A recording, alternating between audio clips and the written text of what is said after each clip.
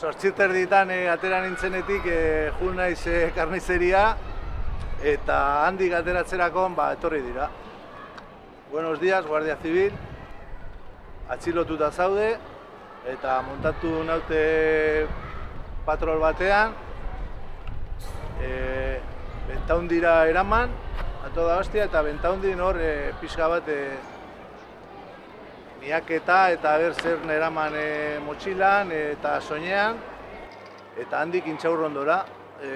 Handik ambulategitik pasatu naiz ikusteko ez dutela indarra erabiliz, eta beste aldetik pixka bat teatro egiteko, ez? Handik Intxaurrondora eta han berriz ere esan didate zergatik nengoen atxilotua.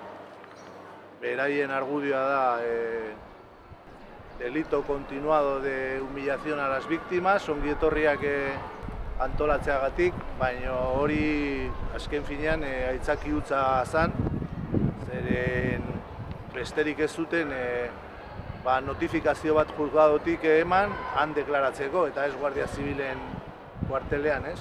Beraiek bazekiten ez nuela deklaratu behar, eta ez du deklaratu, eta historia da, nik uste dut, kokatzen dela presoen arloan lan egiten dugun hori, pixka bat, ezakit, kontraesanak edo beldurtu edo ez dakit.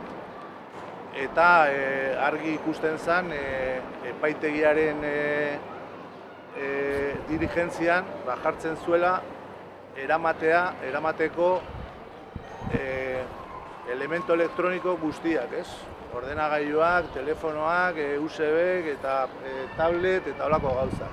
Zorionez bakarrik neukan telefonoa eta hori eraman dut eta horrekin gelditu dira.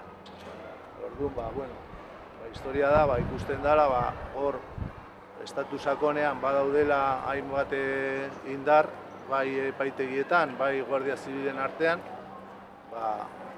Euskal Herriko borroka edo presoen aldeko borroka eta dinamika zapustu nahian, ez? Orain fruituak ematen ari dela eta pixka bat ikusten dela beste gauza batzuk bilatu nahi dutela pixka bat eta ez dakit. Eta eskerrik asko etortzeagatik eta